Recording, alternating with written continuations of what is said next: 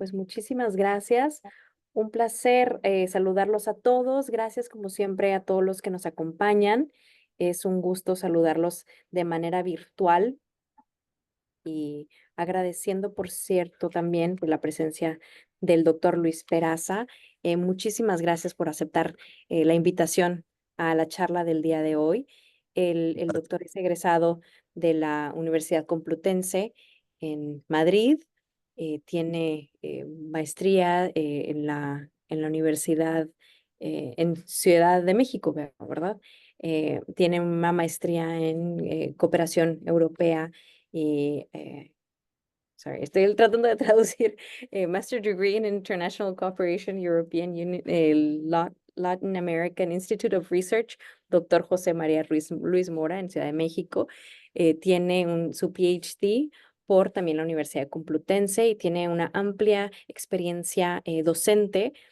Creo que para nosotros va a ser muy interesante escuchar su plática. Muchísimas gracias por aceptar estar con nosotros esta tarde. Doctor, le voy a dejar ya la palabra. Lo hice el host, ya tiene el micrófono. Muchísimas gracias. Gracias a todos los que están aquí también. Bienvenidos los que se están uniendo. Pueden por aquí hacer comentarios en el chat. Vamos a darle la palabra a nuestro invitado y en el momento en el que él decida, pues también ustedes podrán compartir sus experiencias si es lo que gusten preguntar. Pero por supuesto los invito a todos a abrir sus cámaras para que el doctor sienta que estamos aquí presentes, escuchándole y no nada más camaritas. Así que muchas gracias a todos. Adelante, doctor. Pues muchísimas gracias por invitarme. Estoy muy honrado. Y básicamente has dicho las cuatro cosas importantes. Bueno, llevo una vida bastante errante, casi 20 años de un lado para otro, y en todas partes he procurado siempre dar clases. Con la pandemia todo eso cambió al Zoom y bueno, pues estoy muy honrado de que me hayáis invitado. El título es muy amplio. Los tribunales internacionales es realmente imposible de abarcar en una hora o menos de una hora. Pero voy a tratar de hacer lo posible por dar unas pinceladas y después dejar la palabra a los que quieran preguntar, que tengan interés en alguno concreto, no sé, temas de actualidad, lo que los asistentes quieran. Bueno, para empezar, cuando uno piensa en tribunales internacionales de derechos humanos, regionales y universales, pues uno puede llegar a pensar en círculos concéntricos, ¿no? Coge un mapa mundi, agarra un mapa mundi y el primero que te viene a la cabeza, obviamente, es el de Naciones Unidas. ¿Hay algún tribunal de Naciones Unidas?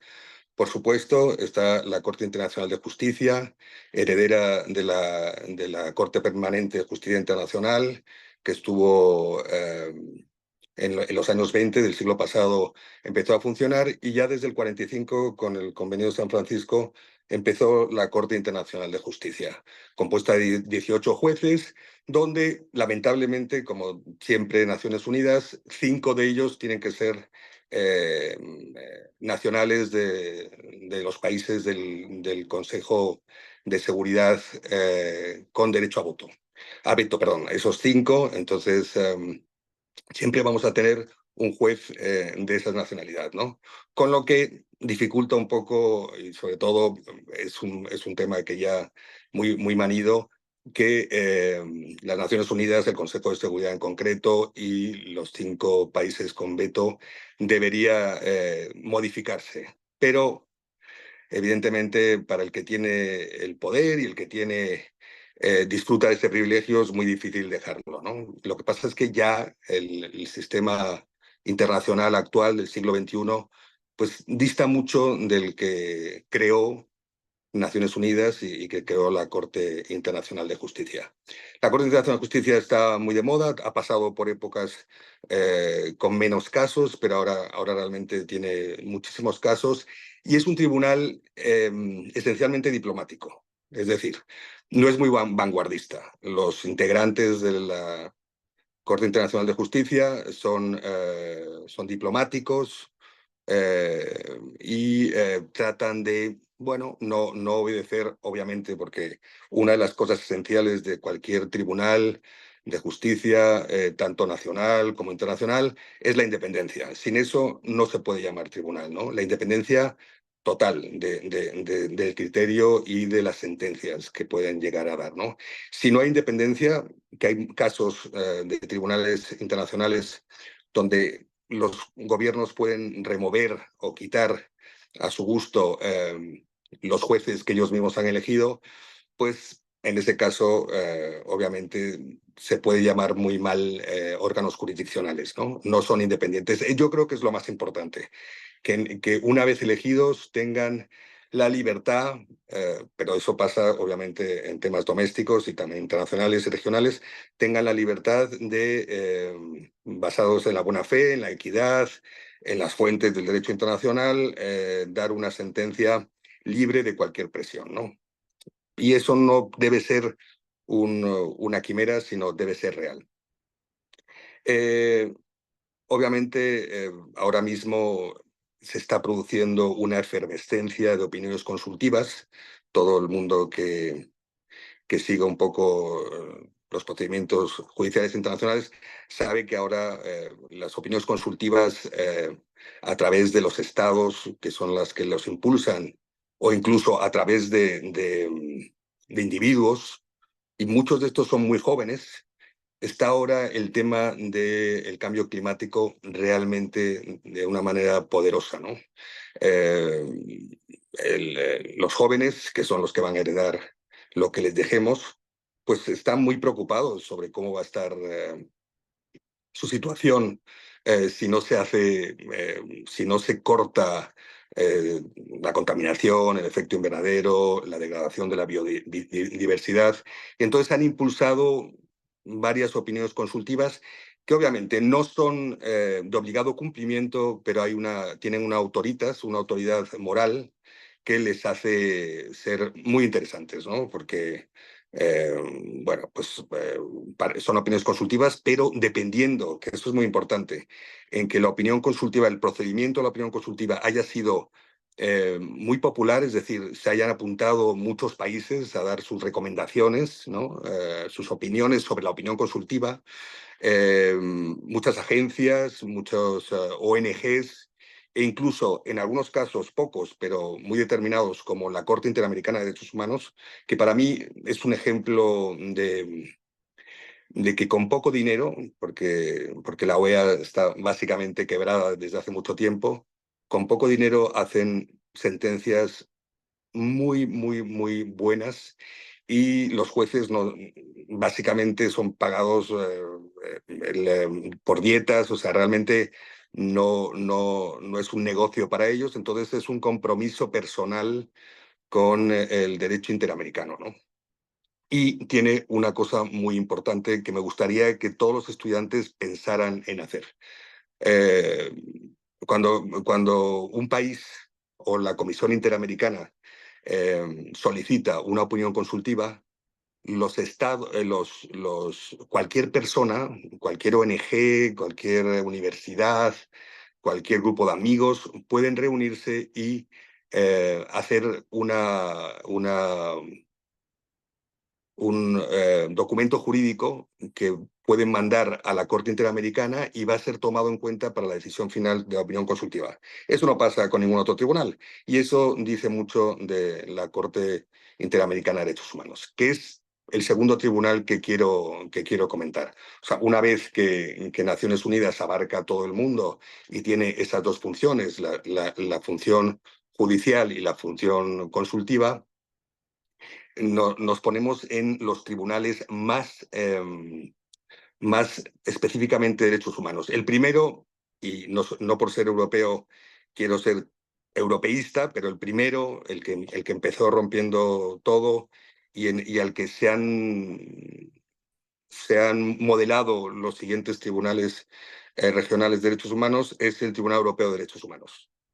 eh, Nacido a consecuencia de la creación del Consejo Europa, y creado, pues es un tribunal muy vanguardista porque pueden los individuos pueden llevar al Estado ante el tribunal, ¿no? Es un ejemplo fantástico, también tiene obviamente opiniones consultivas, tienen sentencias jurisdiccionales y años después se crea también, bueno, se creó en principio con una Comisión Europea de Derechos Humanos bueno, que miraba que había que pasar, el caso tenía que pasar primero por su filtro y después ella elevaba el tema o no a la Corte Europea de Derechos Humanos. Pero se decidió a finales del siglo pasado a, eliminar la Comisión Europea de Derechos Humanos y poner un tribunal permanente europeo de derechos humanos como el que existe ahora, con la capacidad de aceptar o de recibir eh, peticiones individuales también, ¿no? Y también interestatales, pero la verdad es que la piedra angular son peticiones jurisdiccionales de violaciones de derechos humanos presentadas por individuos hacia un Estado, normalmente el Estado de que son nacionales o el Estado en el que pasaban por ahí, ¿no? No hace falta tener esa nacionalidad. Y bueno, movimiento este de eliminar la Comisión Europea de Derechos Humanos pues ha sido muy criticado porque el Tribunal Europeo de Derechos Humanos ha pasado por fases en donde estaba completamente atascado de casos. Estamos hablando de 70.000 casos y ha hecho reformas profundas para tratar de desatrancar esto y lo ha medio conseguido, pero sigue siendo un tribunal muy, con una carga específica de casos impresionante. Y antes, cuando había el filtro de la Comisión Europea de Derechos Humanos, pues muchos de esos casos se resolvían a ese nivel o sencillamente no pasaban a la Corte Europea de Derechos Humanos. América, o sea, la Corte Interamericana de Derechos Humanos también tiene esa Comisión Interamericana de Derechos Humanos. En este caso está compuesto por 7 miembros, 7 comisionados, y la Corte también tiene 7 comisionados, y sigue funcionando igual, como un escalón previo a la Corte Interamericana. Y no, los individuos no pueden ir directamente a la Corte Interamericana, sino tienen que ir primero a la Comisión, ¿no? Si la Comisión decide que había una violación de un derecho humano, pues eleva el tema a la Corte Interamericana y ya el individuo también va a audiencias públicas donde va a ser interrogado por los jueces de la Corte y al final acaba habiendo una sentencia, ¿no? Es muy interesante esto de los escalones porque además de que si hay mucho tráfico de posibles sentencias, pues se elimina. Es también muy interesante porque en el caso de América, y yo le llamo América porque soy de los que piensan que América es el continente, ¿no? No como hacen los norteamericanos de llamarle América a su país, ¿no? Entonces, y la OEA es un ejemplo de América, ¿no? Son todos los países del continente americano, ¿no?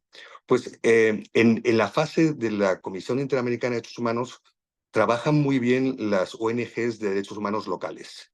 Es decir, normalmente cuando hay una matanza de campesinos por parte de militares en cualquier país, pues los campesinos no tienen la posibilidad de ir a Washington, que es la sede de la Comisión Interamericana, ni contratar abogados. Entonces, ¿qué puede hacer ese pueblo que ha sido masacrado? El Estado normalmente tiene connivencia con los militares y por lo tanto no les va a apoyar. ¿Qué hace? Vende el caso, vende es una palabra muy fuerte, pero de cierta manera es eso, vende el caso a una ONG que le va a apoyar en todos esos gastos, ¿no? Entonces es muy interesante porque vas a Washington a las audiencias públicas de la Comisión Interamericana y está la víctima o los familiares de la víctima, dependiendo de qué haya pasado, y también están ONGs que realmente han apoyado ese caso hasta el final. Entonces, en ese sentido, el dinero de las ONGs está muy bien encauzado porque va a ayudar al que menos tiene y al que además de tener menos ha sufrido una violación de cualquier tipo de derechos humanos. Entonces, es muy interesante porque la misma ONG puede pensar que el caso no tiene futuro ante la Comisión Interamericana o ante la Corte Interamericana y no lo apoya.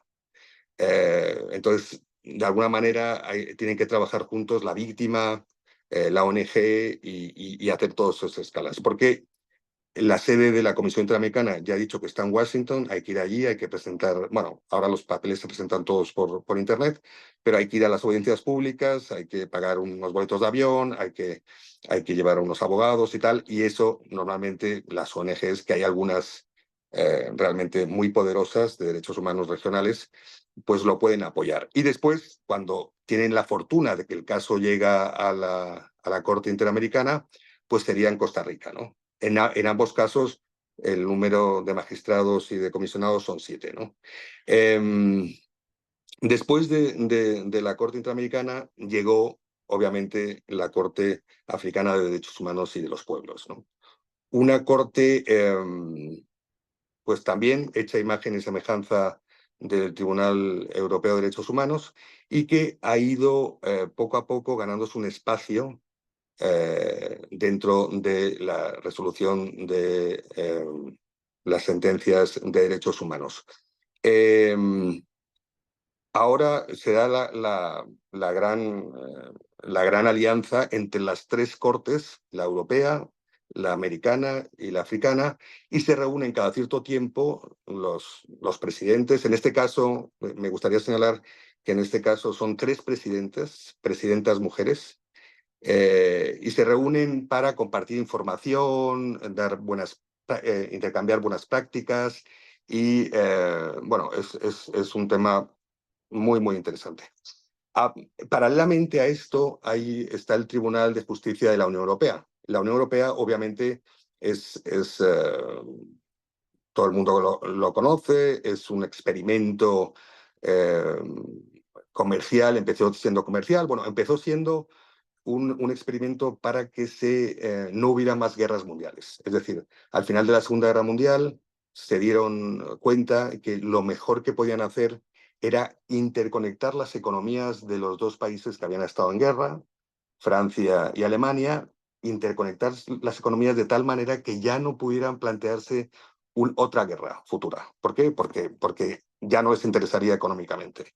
Entonces, gracias la conjunción de una serie de grandes hombres en ese momento, se logró poner en común lo que entonces era importantísimo para la industria armamentística, que era el carbón y el acero. Se puso ante una alta autoridad y con eso empezó a crecer el gigante que ahora es la Unión Europea, que lo califican de ese animal que no se sabe dónde va a acabar, porque cada vez tiene más competencias, cada vez ha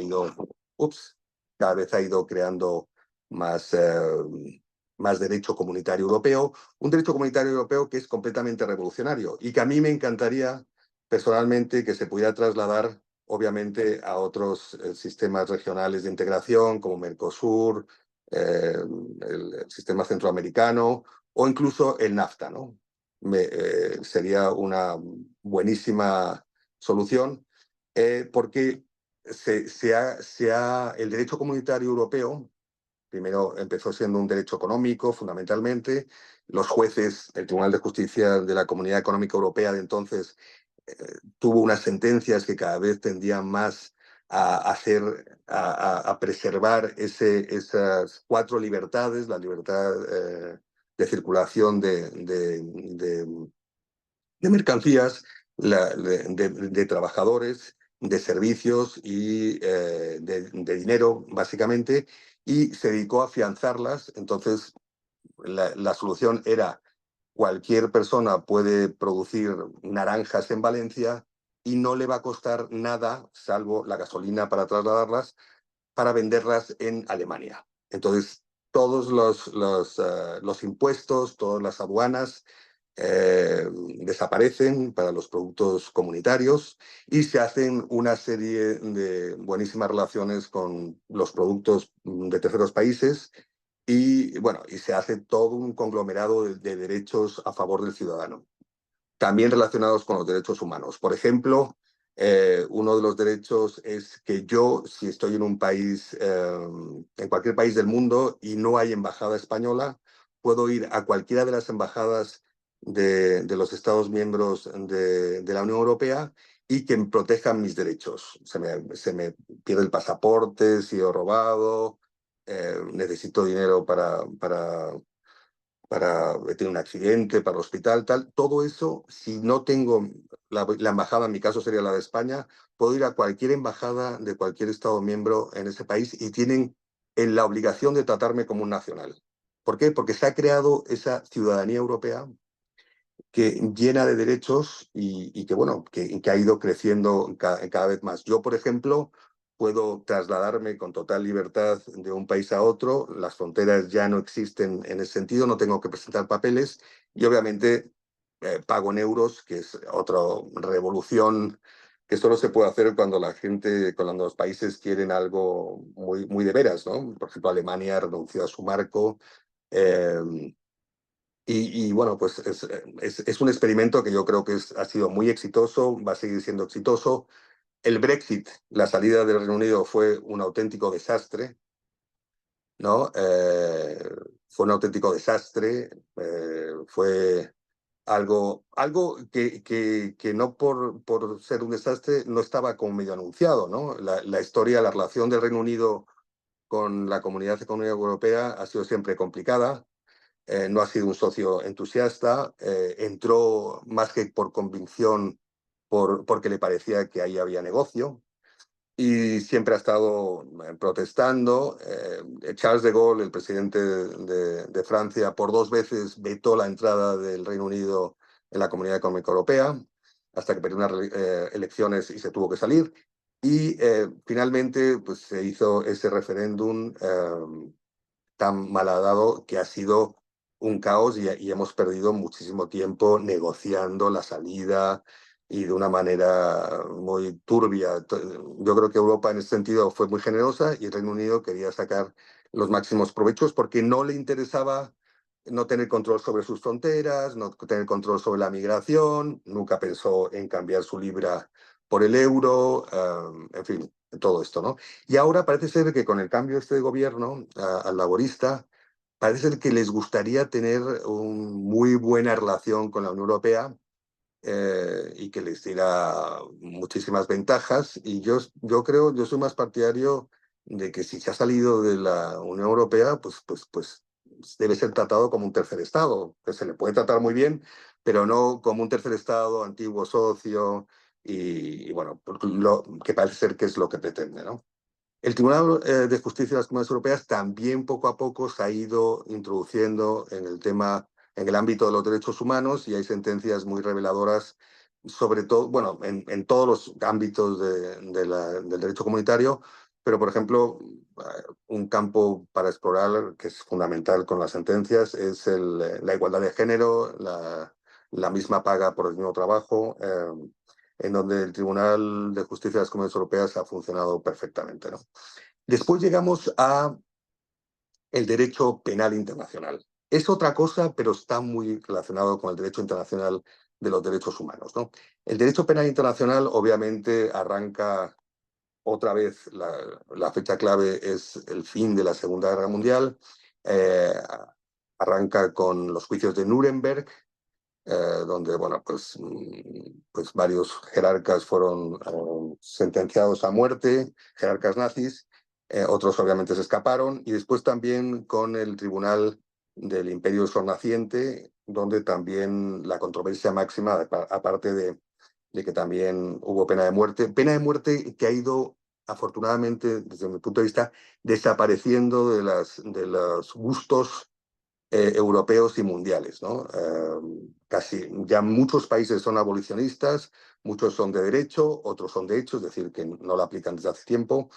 Bueno, pues, pero en aquella época la pena de muerte era algo, una sentencia lógica o normal por las tropelías que habían acontecido, ¿no?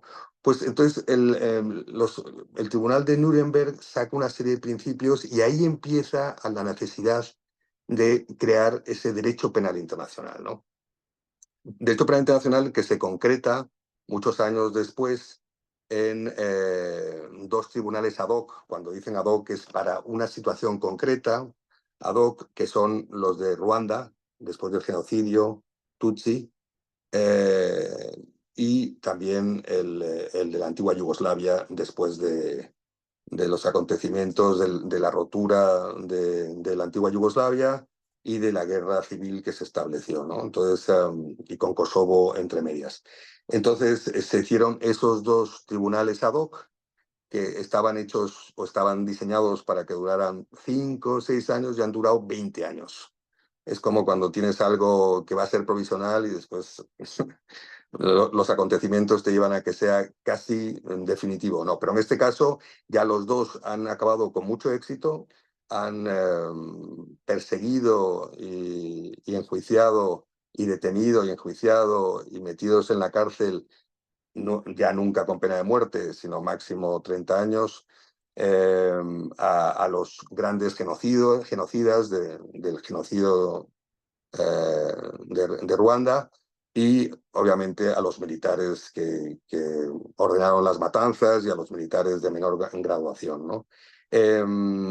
Ahora mismo los dos tienen mecanismos residuales, que es como ya no hay casos como en activo o alguna apelación, y lo que se trata es de preservar, con esos mecanismos residuales, preservar todo el legado y todo el trabajo de los dos tribunales para el futuro, ¿no? Es un poco lo que está ocurriendo ahora con el tema de Rusia y Ucrania, ¿no? Eh, Obviamente el crimen que cometió Rusia se veía venir. Los ucranianos no sabían qué iba a pasar porque realmente consideraban a los rusos como sus hermanos. De hecho, han tenido muchísima relación histórica entre Ucrania y Rusia. Han firmado tratados internacionales ellos mismos, entre los dos. O sea, no había ninguna animadversión hasta que empezaron los movimientos de tanques de Putin. Y bueno, pues ya sabemos, llevamos 2 años de una guerra tremenda. Yo ni siquiera lo considero guerra, porque a mí me parece que es una agresión por parte de Rusia y tratar de defenderse por parte de Ucrania, ¿no? ¿Qué pasa en esta situación? Que el tema es que, como dijo un político alemán, creo, si Rusia deja de luchar, se acaba la guerra, o como quieran llamarlo, pero si Ucrania deja de luchar, desaparece Ucrania, ¿no? Esa es la diferencia en lo que se está viendo.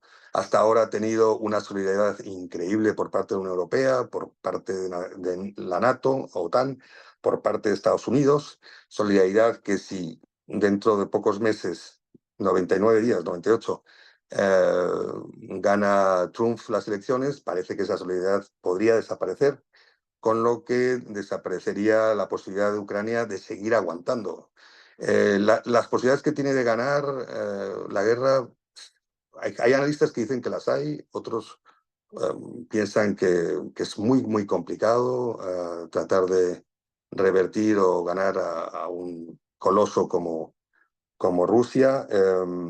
Pero bueno, hay que seguir. El pueblo ucraniano es tremendamente corajudo, ya tuvo muchos problemas con un presidente hace unos años y logró, un presidente súper cercano precisamente a Rusia y a Putin, y logró derrocarlo. Pero ahora se está preparando todo para que pueda haber un tribunal penal internacional para el tema de Ucrania. Se le están congelando los activos rusos, no se están utilizando, pero se le están congelando para que en un futuro podría utilizarse para reconstruir el país. Va a necesitar muchísima ayuda Ucrania cuando salga de esto. Si es que sale, los acuerdos de paz, pues bueno, sabemos que China ahora realmente uno de sus mandatos personales es ser el intermediario de la paz.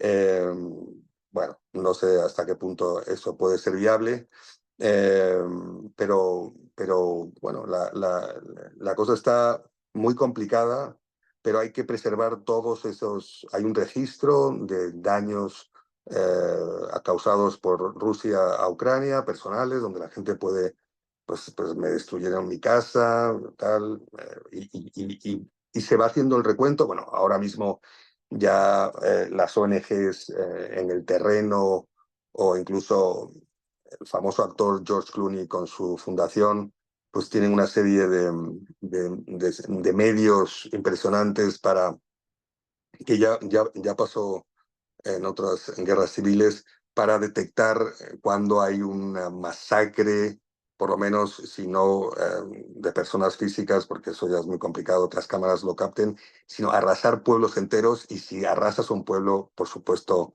has acabado también con la vida humana de muchísimos de los que están allí. Entonces, ahora ya no es tan fácil ocultar los hechos, ¿no? Aunque también tenemos la otra contraparte de los hechos falsos, ¿no? De fake news y todo esto.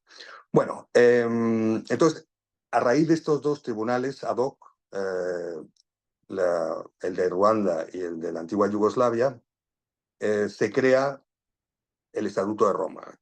En 1998 se echa a andar, y en 4 años recoge las 60 ratificaciones que necesitaba para echarlo a andar.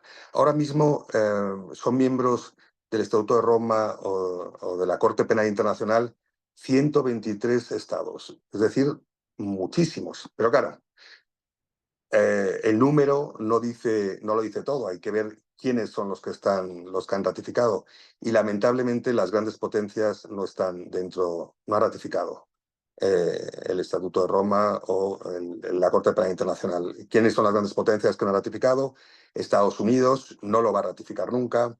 Ha estado jugando siempre, bueno, cuando se produjo la reunión para el Estatuto de Roma, para diseñar los artículos complicadísimos, la delegación más importante y más numerosa era la de Estados Unidos.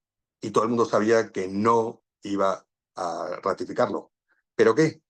¿Por qué estaba ahí? Porque quiere controlar la narrativa de alrededor. O sea, puede que no estés de acuerdo con lo que está pasando, pero quiero enterarme de primera mano qué es lo que está pasando e influir. Y eh, todos los convenios normalmente se distribuyen en grupos temáticos, artículo 5, artículo de diferentes expertos de muchas nacionalidades, y se sabe que Estados Unidos iba por todas las mesas y dejaba gente ahí y hablaba como si fuera un entusiasta de la idea, cuando todo el mundo sabía que Estados Unidos no permitirá nunca que haya una corte penal, una corte extranjera por encima de la Suprema Corte de Estados Unidos. Nunca lo va a permitir. Para ellos la Suprema Corte de Estados Unidos es algo fundamental, a pesar de todas las polémicas que hay, de, de, de bueno, las nominaciones que ha habido, en fin, tremendo, pero siguen siendo muy orgullosos, es el poder moderador, aunque a veces no parece ser que sea tan moderador, pero es el poder que todos los norteamericanos quieren, y desde luego ni aceptan.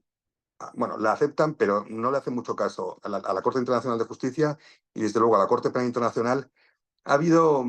Se ha llegado a firmar, pero nunca a ratificar, y después a retirar la firma, ¿no? De la Corte Penal Internacional. Nunca se va a llegar a nada en ese sentido.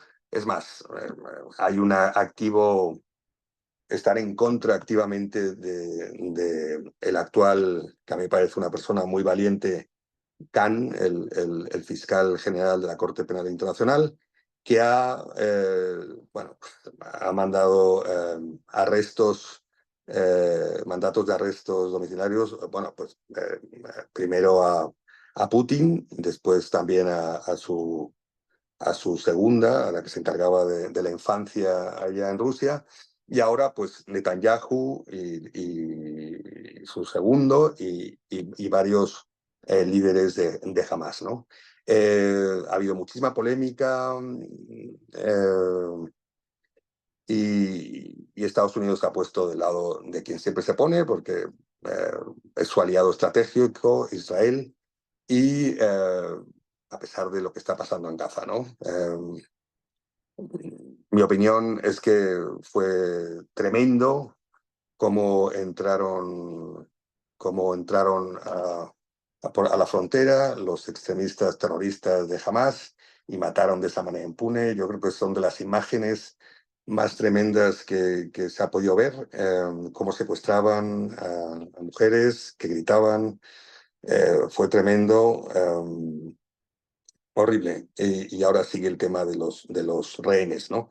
Pero claro, también me pregunto que un Estado como el israelí, no se ha hablado mucho de esto, pero un Estado como el de Israel, que siempre se ha vanagloriado, y es cierto, la capacidad que tiene de control y de seguridad, bueno, el Mossad ha sido el servicio secreto más importante y con más eficiencia, porque siempre Israel ha estado en una postura, una posición beligerante, porque siempre estaban todos queriendo acabar con él, ¿no? Independientemente de cuál es el origen de cómo Naciones Unidas sacó a los palestinos o le dio ese territorio, una vez que se asentó, pues, ha estado en guerra, y ellos lo dicen también, en guerra continua, ¿no?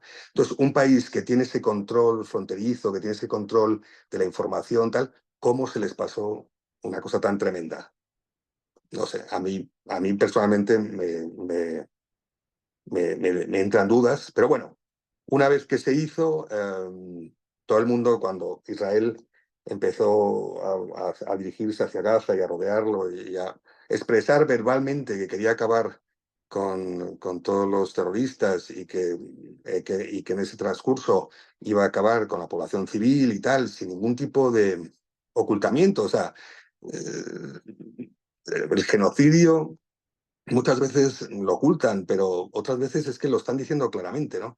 Y que haya 40.000 muertos civiles, la mitad niños, es algo tremendo, ¿no? Eh, pero claro, también para Israel era una excusa fantástica para acabar con el problema, que no se acaba así con los problemas, pero supongo que, bueno. Eh, el fiscal ha hecho estos órdenes de aprehensión, que va a ser muy complicado que se lleven a cabo. Bueno, la Corte Penal Internacional ha intentado detener a varios prófugos internacionales importantes, y no lo ha logrado. Siempre es la misma historia. La Corte Penal Internacional, ni ninguna corte internacional ni regional, tiene policía propia, y por lo tanto necesita confiar en la ayuda de los Estados miembros. Y bueno, ha habido fugados internacionales que han estado en Estados miembros y les han dicho váyanse porque si no los tengo que detener, ¿no? Lo tengo que detener, y se han ido y ya está, ¿no? Una de las críticas de la Corte Penal Internacional es que se ha centrado en África. Efectivamente, se ha centrado casi exclusivamente en los primeros años en África, pero era donde se producían las peores masacres, pero sí que ha necesitado, o sea, África se ha sentido violentada en ese sentido, se ha sentido chivo expiatorio, y bueno, pues ha habido intentos de salirse de la Corte Penal Internacional, pero afortunadamente muchos de los países africanos están dentro de la Corte Penal Internacional, y todos los analistas coinciden en que detiene la posibilidad de que sigan siendo impunes estos actos por parte de gobernantes, ¿no? Eh, Más o menos esos son los tribunales. Hombre, África también, aparte de la Corte Africana de Derechos Humanos y los Pueblos, tiene una serie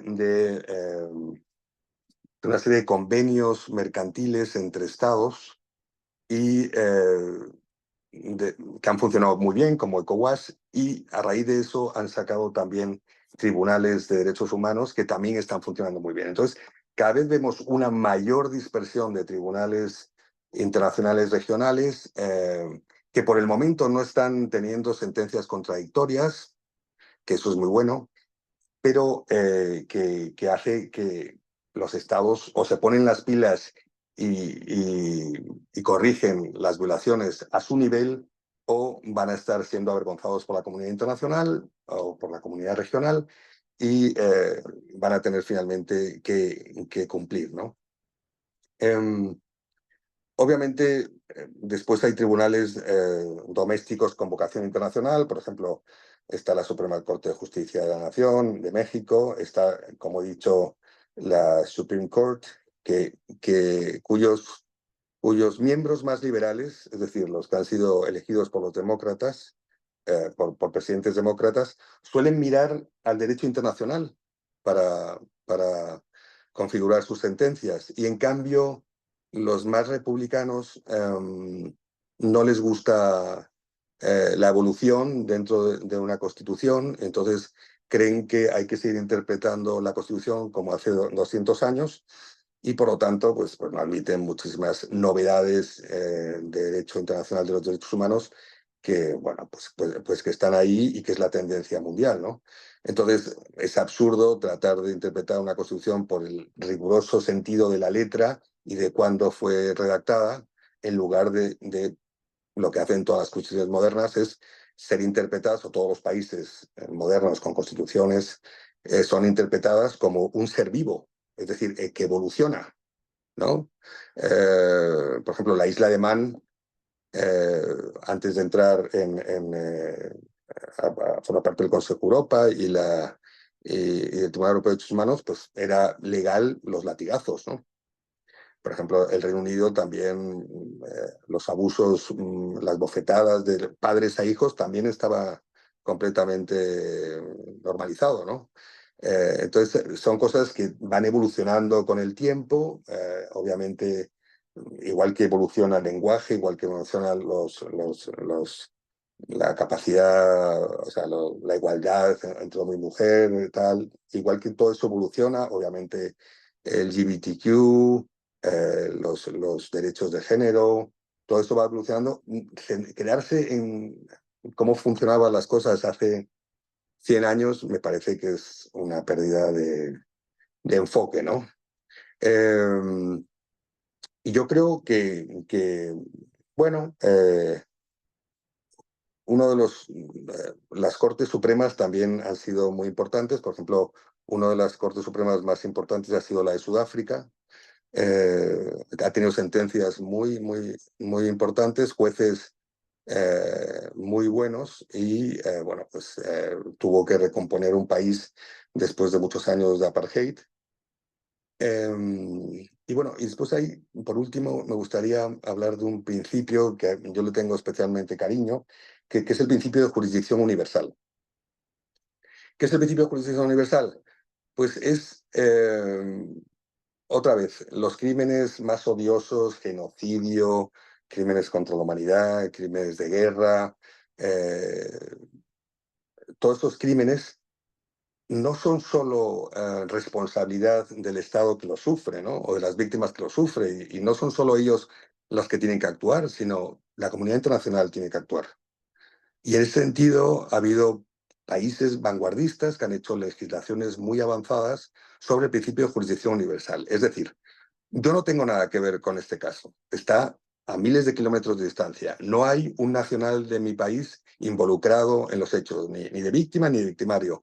Mm, eh, por supuesto, los hechos no se produjeron en mi país. Bueno, pero los crímenes son tan horribles que tengo la obligación de actuar y llevar a juicio a los responsables. España ha sido uno de esos Quijotes importantísimos. El Tribunal Constitucional Español llegó a avalar una principio de jurisdicción universal pleno, es decir, sin ningún tipo de contacto con España, podía España llevar a juicio a los victimarios. ¿Qué pasaba? Que, hombre, normalmente los victimarios, si no están en tu país, pues es complicado que los lleves a juicio, ¿no? Empezó el tema con el tema de Pinochet, seguramente que todo el mundo sabe la historia, pero es muy bonita.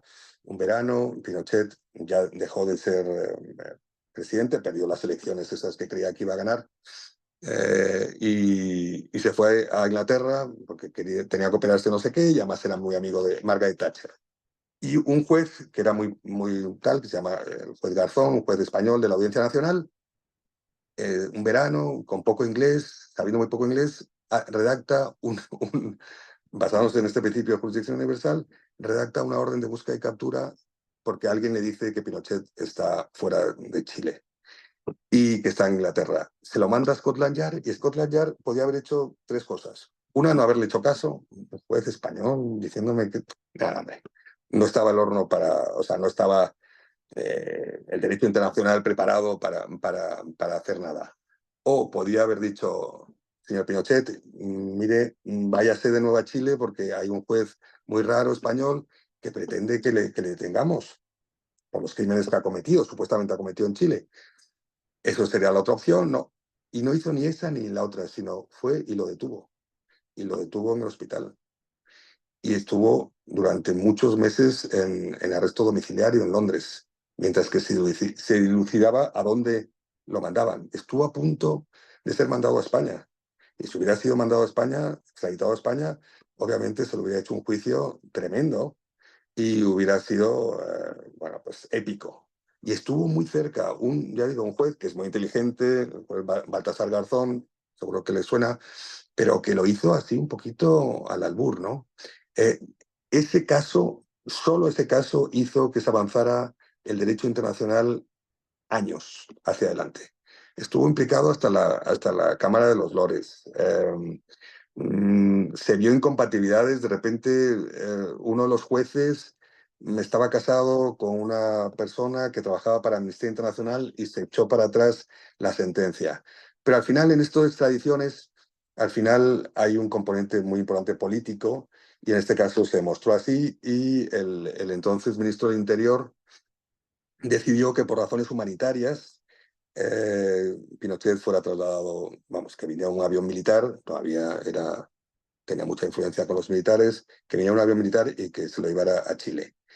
España se quedó muy triste en ese sentido, de no haber, pero también hubiera sido una patata enorme y caliente y muy difícil de controlar.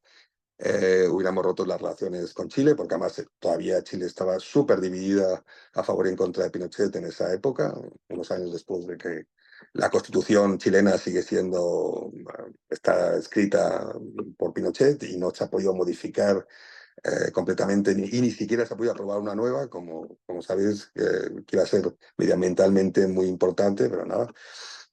Pero esa jurisdicción universal dio un paso adelante en todos estos procedimientos y hay que, bueno, pues hay que dar gracias. A veces la actuación de una sola persona o de una ONG o de un grupo de personas puede llegar a hacer cosas maravillosas, ¿no? Entonces, eso es más o menos lo que quería explicar.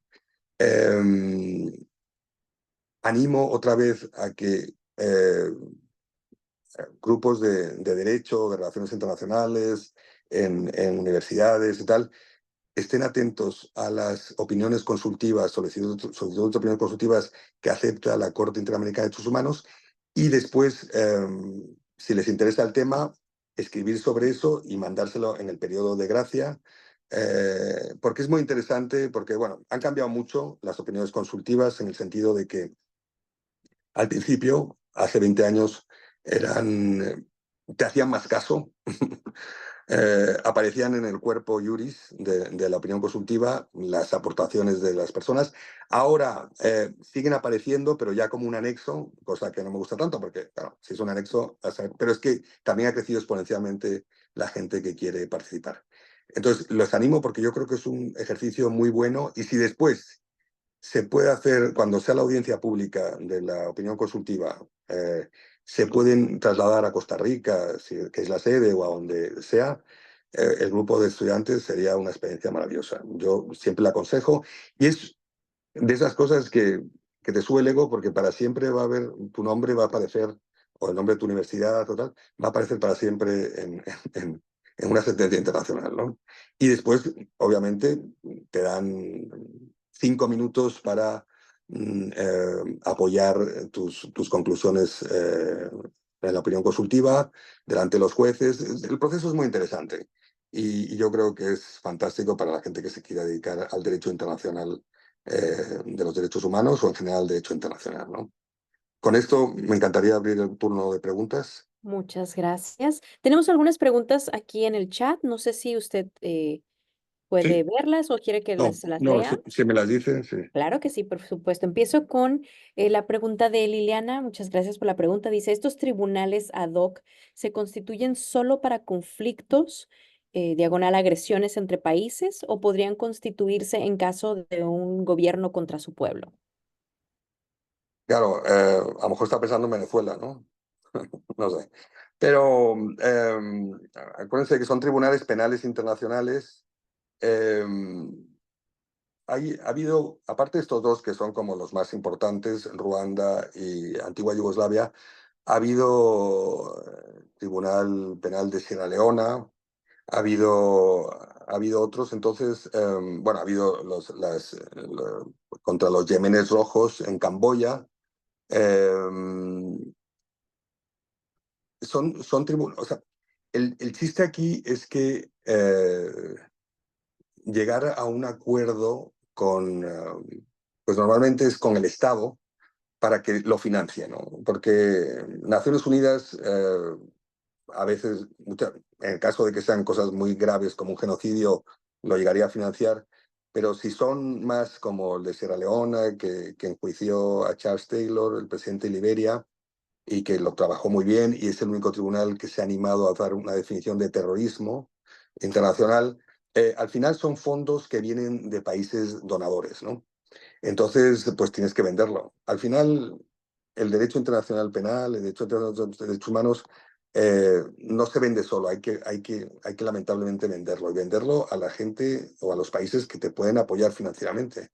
No es fácil llevar a un Estado y además estás compitiendo con un Estado que se nutre de los impuestos y tú, pues aunque hay algunos tribunales muy vanguardistas que han empezado a hacer fondos, a tener fondos para que poder ayudar a las víctimas que quieran, todavía está muy, muy, muy verde la cosa, ¿no?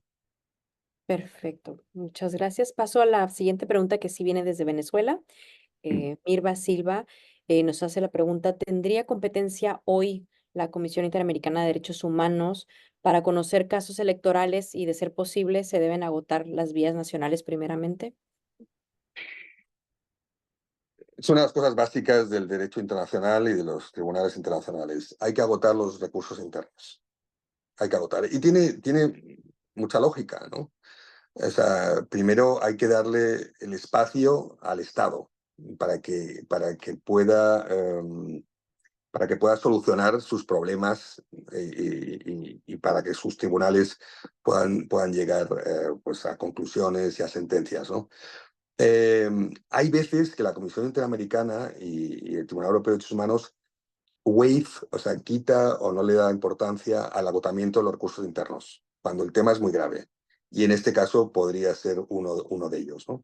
En el tema de Venezuela, las elecciones, bueno, pues nadie entiende cómo ayer tenía el 80% la oposición y de repente Maduro sale con que ha ganado por 52. Afortunadamente no ha dicho por 90, pero es que no es tonto. Si dice por 90 se le cae el pelo porque a nadie se lo cree. Y con 52 pues pensaba que no, con todos los partidarios que tiene y tal, el ejército, que siempre es una pieza fundamental en todo esto, pues no. Pero sí, se podría perfectamente elevar una queja a la Comisión Interamericana, decir que tal y como está la situación, argumentar que tal y como está la situación en Venezuela, no se puede ir por los canales normales judiciales. ¿Por qué? Porque, seamos sinceros, después de tantos años de gobierno de Chávez y después Maduro y tal, pues los jueces son elegidos por quienes son elegidos.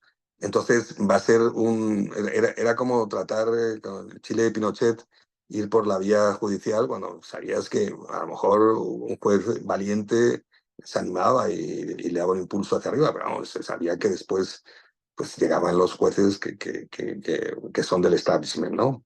Entonces, yo creo que tiene posibilidades de ganar una queja ante la Comisión Interamericana donde se dice no podemos agotar los recursos internos porque es un ejercicio fútil, es decir, no vamos a ninguna parte. La Comisión Interamericana podía entrarle, habría que ver exactamente qué artículo se ha podido violar por parte del gobierno de Venezuela. Y bueno, y después la Comisión Interamericana tiene una serie de audiencias, recoge testimonios, investiga, tal, no sé qué, y hace un informe. Y es la Comisión Interamericana la que decide si amerita mandar el tema a la Corte Interamericana. Si lo manda a la Corte Interamericana, otra vez hay. Bueno, la Corte Interamericana en principio acepta casi como un hecho las conclusiones a las que llega la Comisión Interamericana, porque bueno, pues son gente pues, como muy ecuánime, muy independiente. Pero entonces llega y pronuncia una sentencia, condena a tal. ¿Qué pasa? Que, seamos sinceros, Venezuela lleva mucho tiempo jugando al gato del ratón con la Comisión Interamericana. Entonces, dice que va a ir a una reunión en Washington. O sea, la Comisión Interamericana cada 6 meses hace audiencias públicas en Washington. Entonces, las dice con anterioridad y uno se apunta.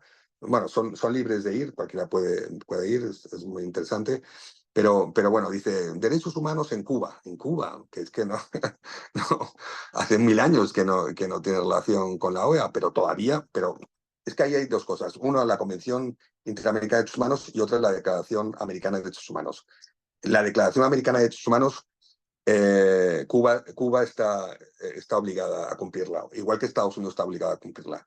Entonces, se puede llevar ante esas audiencias públicas a Estados Unidos y a Cuba, pero basándose en los artículos de la Declaración Americana de Derechos Humanos, no de la Convención Interamericana, porque nunca lo han ratificado. La declaración, todo el mundo estaba muy contento de decir, fenomenal, sí, sí, va, apoyamos la declaración sin saber o sin darse cuenta de que con el paso del tiempo, como hablábamos antes de la Constitución, un elemento vivo, con el paso del tiempo,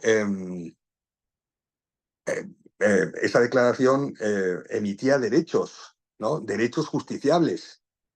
Bueno, total, que Venezuela decía, voy y tal, sí, los derechos humanos en Venezuela, voy, sí, tal, no sé qué. Ahí me presento. En el último momento se echaba para atrás y aparecía nadie, ¿no? O sea, las ONGs, pobres ONGs, que trataban de poner el ojo al gobierno de turno venezolano y nada más, ¿no? Entonces, bueno, es más, Venezuela tiene una opinión consultiva, una solicitud de opinión consultiva que se llevó hasta el final y yo participé en ella, que decía que había que acabar con la Comisión Interamericana, que era un paso que no funcionaba, que vayamos directamente a la Corte. ¿Por qué? Porque la Comisión Interamericana, con los pocos recursos que tiene, da mucho la vara, ¿no? O sea, y entonces no querían tenerlo y querían eliminarlo, les parecía tal. Afortunadamente la Corte Interamericana dijo, la Comisión Interamericana hace un trabajo fundamental de filtro y para nada, y se quedó fastidiado. Y desde entonces colabora muy poco con el sistema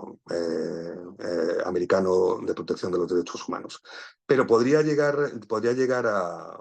Desde luego hay que intentarlo todo. A mí me parece que personalmente era el momento de cambio. Yo pensaba tontamente que habían llegado a un acuerdo con Maduro, que ha estado jugando con el petróleo. Es el problema, que tienen unos yacimientos de petróleo tremendos. Entonces, un poquito lo que pasa, salvando distancias con China, ¿no? Todas sus violaciones a derechos humanos, salvo personas súper independientes que las ha habido, sobre todo altos comisionados de Naciones Unidas.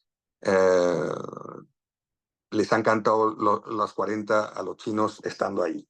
Pero en general los líderes, ante el potencial económico chino y que realmente tiene comprado 3/4 partes del mundo y ha dado créditos por todas partes y tal, una cosa que en algún momento, yo no soy alarmista, pero supongo que estallará cuando ellos quieran, y que va a poner a todo el mundo de rodillas, porque que se han dejado, bueno, África es tremendo, América Latina, como están entrando los capitales chinos, son tremendos. Y esas cosas no son gratuitas, esas cosas llega un momento en que va a funcionar. Y Estados Unidos pues se va echando para atrás, y bueno, pues entonces, los dirigentes, cuando hay dinero, cuando hay inversión, cuando hay posibilidad de riqueza de sus pueblos y de ellos mismos, los derechos humanos de una etnia eh, allá en China, o que no tengan democracia, o lo que pasó en Tiananmen, la plaza de Tiananmen, y lo que está pasando en Hong Kong, que bueno, para qué decirlo, ¿no? Lo de Hong Kong es un tema tremendo, porque pues eran británicos toda la gente que estaba allí. O sea, bueno, hay que ser verdaderos y decir que los ingleses tardaron mucho en darles derechos democráticos a sus habitantes hongkoneses. Pero al final, cuando vieron que China estaba presionando, pues se los dieron y les dieron pasaporte y tal, y no sé qué. Pero ahora mismo Hong Kong ha pasado de ser el único país, bueno, perdón, el único territorio chino donde se celebraba, se conmemoraba, mejor dicho, la matanza de Tiananmen, a que ya no se mueve un alma allí. O sea, han entrado a saco los chinos territoriales. Y los 50 años que había que esperar de transición, dos Chinas, ¿no? Un sistema de dos Chinas o al revés, pues lo van a acelerar muchísimo. Claro, Hong Kong ya no tiene el peso específico económico que tenía hace unos años, pero de todas maneras, o sea, es una pena lo que está pasando, ¿no? Y después está Taiwán, que bueno, pues cualquier momento puede saltar, ¿no? Y obviamente el mar de China y todos los conflictos territoriales y de islas artificiales que ha ido creando. La expansión china, a pesar de que su economía no estaba avanzando lo bien, pues es brutal. Y después este presidente, pues ya se ha reelegido 3 veces, lo que nunca había pasado. Eh, todo el Politburo y todo el partido único, los dirigentes máximos son todos completamente afines a él. O sea que vamos a tener este presidente, que es exactamente lo que ha pasado con Rusia. O sea, ¿quién cree que después de 23 años en el poder, cambiando la constitución, que es lo que hacen todos los dictadores? Todos los dictadores dicen, ¿saben qué, señores? Necesito más tiempo, porque mi programa es fantástico y necesito acabarlo, que es un absurdo, porque lo interesante de la democracia verdadera es que haya alternancia, ¿no? Y sí, a veces la alternancia no son políticas de Estado, sino políticas de gobierno y la alternancia se resquebaja un poco el camino, pero ¿no? Entonces, pues, ¿quién cree que Putin va a ceder y va a llegar a un acuerdo de paz si el tío, o sea, y el resto del mundo, salvo China e India, pues hacen conferencias donde no aparece uno de las partes, no está ni invitado, y después de 20 y pico años y más que proyecta estar, lo que ha acabado, o sea, están todos sus amigos, digo, es un tema muy complicado, ¿no? Y cualquier disidente, pues o muere en la cárcel, o como le pasó a Navalny, tremendo, o le matan por el camino. O sea, la oposición no existe, ¿no? En estos países no existe. Entonces, ¿cómo regeneras todo eso? ¿Cuánto tiempo? ¿Cuánto tiempo necesitas? ¿Cómo luchas contra eso? Y después se está viendo que hay un eje del mal total, ¿no? Corea del Norte, China, Rusia, pues están haciendo alianzas, ¿no? Y es muy complicado, porque, y con esto acabo esta pregunta, la democracia, hay una imagen muy visual que creo que dijo un juez de la Corte Constitucional Sudafricana: la democracia siempre pelea con un brazo atado a la espalda. ¿Por qué? Porque tiene que cumplir las reglas de la democracia y se enfrenta a gente que no las va a cumplir. Entonces tiene que ser más inteligente y aplicarlas mejor, pero no puede soltarse ese brazo y empezar a dar bofetadas, ¿no? O sea, la democracia funciona con criterios éticos, criterios humanistas, que toda esta gente no los tiene. O sea, la única ética es su ética personal y la de sus amigos y la de su tribu y la de su... Pues China igual, Corea del Norte, tres generaciones utilizando a la gente como esclavos, ¿no? Porque no se puede decir de otra manera, y controlados completamente. Pero sí, yo creo que la sociedad venezolana, que es una sociedad eh, inteligente, culta, eh, pues tiene que hacer algo. Esto no se puede permitir, ¿no? Y no se puede permitir que expulse a diplomáticos de esa manera, y no se puede permitir no se debe permitir, porque era el momento, este era el momento de acabar con todo esto, o de empezar una transición. Yo creía que lo tenían pactado. Creía que Maduro pues iba a ir a una playa lleno de dinero, ya, pues, afuera, tal. Pero claro, los militares pues están ahí, también se han lucrado muchísimo de todo esto. ¿Cómo solucionas, cómo desentrañas toda esa madeja, ¿no? La cantidad de venezolanos que han salido del país, de los que van a salir si esto no se soluciona.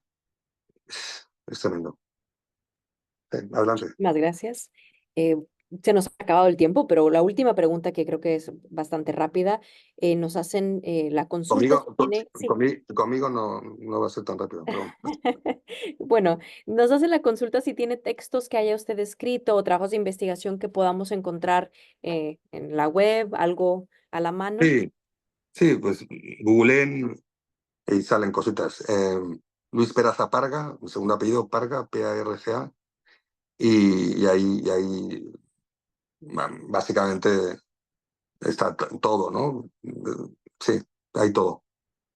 Luis Perfecto. Peraza Parga. Gracias. Muchísimas gracias. Al contrario, doctor, un placer. Ha sido un gusto escucharle. Ha sido muy interesante. Gracias a todos los que están aquí comentando.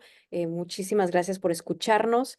Ha sido un placer saludarles. Les recuerdo que ya tenemos fecha abierta de inscripciones para nuestro programa de maestría en Derecho Estadounidense. Ya está abierta la convocatoria para el 2025-2026. Agradezco a todos los que están aquí, como siempre, escuchándonos. Vamos a sacar el calendario con las próximas charlas muy pronto. Les haremos llegar la invitación también por correo electrónico. Un placer saludarlos por todo el continente. Gracias a nuestro auditorio tan fiel que nos escucha cada charla. Doctor, una vez más, gracias por su tiempo, No, gracias por sus palabras. Ha sido muy enriquecedor esta tarde. muchísimas gracias. Ha sido todo un honor presentarme ante ustedes. Un placer. Chao. Gracias.